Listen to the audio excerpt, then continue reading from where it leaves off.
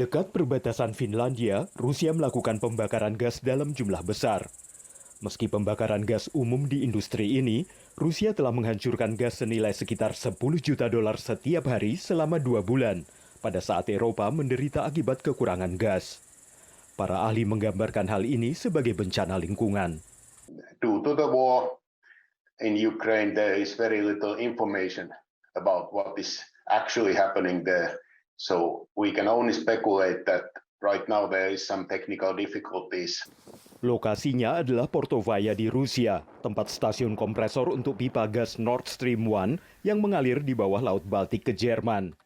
Gazprom yang adalah BUMN Rusia belum mengomentari mengenai pembakaran ini. Dalam beberapa pekan terakhir, Rusia memangkas aliran gas melalui Nord Stream 1 menjadi hanya 20% dari kapasitas, dan pekan lalu ditutup seluruhnya selama 3 hari. Menurut Rusia, ini karena turbin perlu perawatan.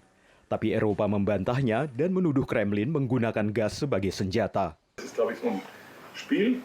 Unser Problem ist derzeit, dass wir nicht in der Lage sind, auf dieses Spiel adäquat zu antworten. Das ist die Aufgabe, die jetzt vor uns liegt, deswegen so viel wie möglich zu versuchen einzuspeisen, wo es geht. Harga gas Eropa sudah melonjak sekitar 10 kali lipat selama dekade terakhir.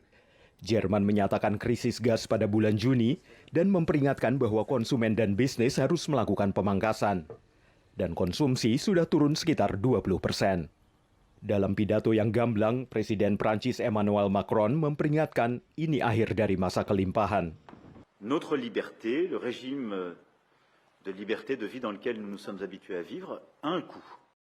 Rusia memasok 40% kebutuhan gas Uni Eropa tahun lalu. Saat Kremlin mematikan keran gas, Eropa berebut mencari sumber alternatif. Impor gas alam cair atau LNG, termasuk dari Amerika Serikat, telah membantu mengisi lokasi penyimpanan gas hingga 80% kapasitas, dan 2 bulan lebih cepat dari target Uni Eropa. Eropa sedang mencoba untuk melepaskan diri dari gas Putin, tapi menurut para analis, itu akan makan waktu setidaknya 2 tahun. In the meantime, he has leverage and he will use it all he can before he totally loses the business. The dependence of Europe on Russian delivered gas by pipeline is much greater than let's say, the importance of that money for Putin because he makes so much more money from oil. Di seluruh Eropa, sejumlah terminal baru gas alam cair sedang dibangun. Pembangkit listrik tenaga batu bara dan nuklir yang lama dihidupkan kembali, dan ada investasi besar untuk energi terbarukan. Tapi dalam jangka pendek semua itu mungkin tidak mencukupi, dan pemerintahan negara-negara Eropa memperingatkan tentang akan datangnya musim dingin yang sulit. Dari Arlington, Virginia, saya Helmi Yohanes dan tim VOA.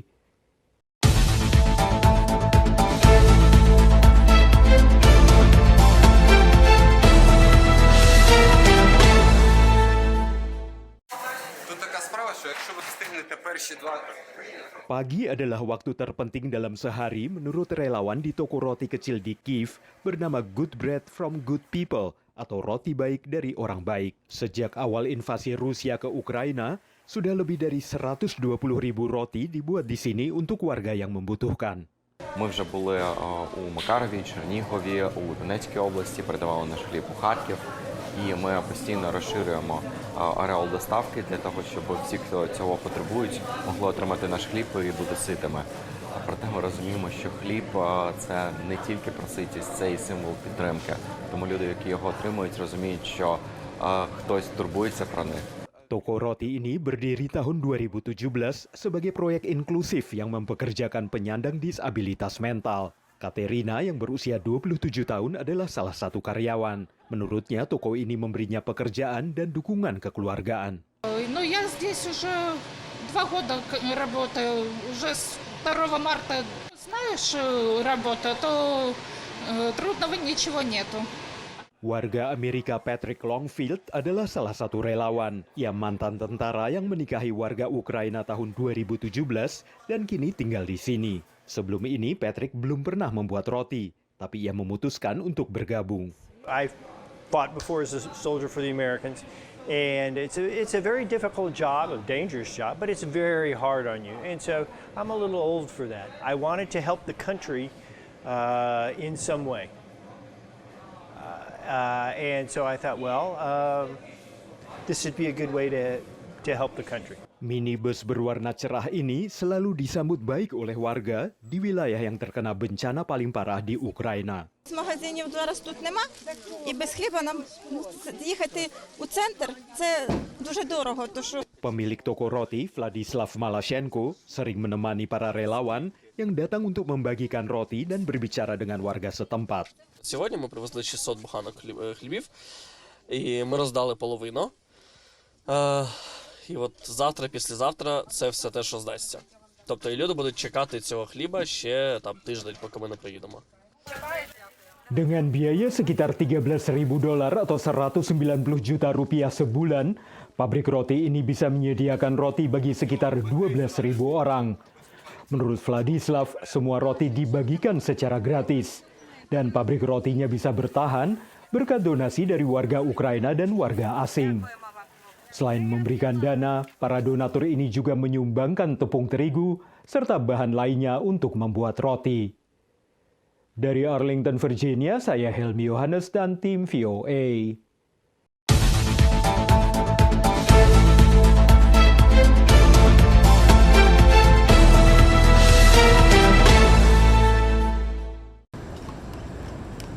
Tradisi turun-temurun atraksi wisata atau transportasi ketinggalan zaman. Keberadaan kereta kuda di Central Park, kota New York mengundang pro dan kontra. I've been here over a number of years and I've witnessed horses that are not in good condition, and I definitely think it should be banned. It's not fair, especially when you look at temperatures that we've had recently, and in normal summertime it's just not conditions for our horses to be used in that way. It was my worst impression of New York. Because when I came to Central Park and I saw all these carriages and all these horses in full heat, my impression was that they don't get enough water. I haven't given it much thought, but I do recognize that it is an institution and that it's a cultural aspect of New York City that has been going on for generations. So I think there is some economic value for the city and for the visitors to have that cultural experience. Peraturan daerah sudah membatasi jam operasi delman wisata dan mereka dilarang beroperasi bila suhu udara berada di atas 32 derajat Celcius atau di bawah 7 derajat. Tapi aktivis perlindungan binatang menuding kuda tetap dipekerjakan seperti layaknya mesin. People have evolved, I think. We've gotten a little bit more caring of how we treat animals. And we don't make them do the things that we used to make them do. So I think people are seeing it. Plus, coupled with the 4 horses that went down this summer, people are sick and tired of it. Sick and tired of seeing that. Just for a carriage ride, it's, some tourist amusement. Everybody should boycott, the carriage, horse carriage rides. Proposal yang digulirkan Robert Holden di Dewan Kota akan melarang kereta kuda dan menggantinya dengan mobil listrik pada 2024. Proposal ini ditentang para kusir. The carriage I work on has been, family business for 40 some odd years. Nobody wants to drive an electric golf cart because that's what these things are. This is why we do it, are the horses. Diperkirakan ada sekitar 130 kusir yang kebanyakan adalah keluarga imigran. Mereka didukung serikat buruh berpengaruh yang mewakili pekerja transportasi umum kota New York. Pendukung peraturan daerah juga menyatakan bahwa kendaraan listrik bisa dioperasikan 24 jam dan dalam segala macam cuaca, sehingga berpotensi lebih menguntungkan dan meningkatkan pemasukan para kusir yang beralih menjadi supir. Tapi menurut para kusir, siapa yang mau bayar mahal untuk sekedar diantar keliling Central Park dengan menggunakan mobil listrik saja? Dari Washington DC, saya Nova Purwadi dan tim VOA.